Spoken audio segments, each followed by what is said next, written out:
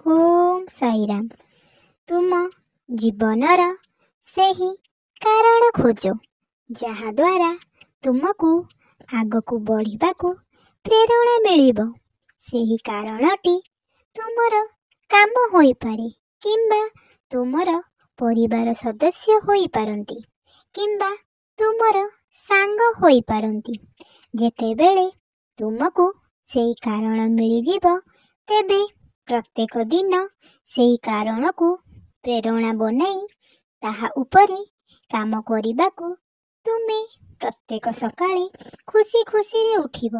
केवल तुमर समस्या प्रति ध्यान दियो नाही।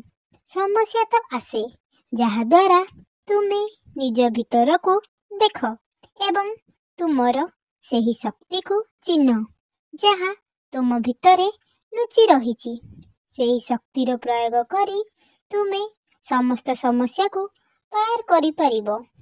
परिस्थिति जहा आसुना काहेकि लोक माने जेते षडयंत्र करंतु ना काहेकि तुम भितरे सेही बुद्धि एवं शक्ति अछि जहा साहाय्य रे तुमे तुमर समस्त कार्य करि परिबो।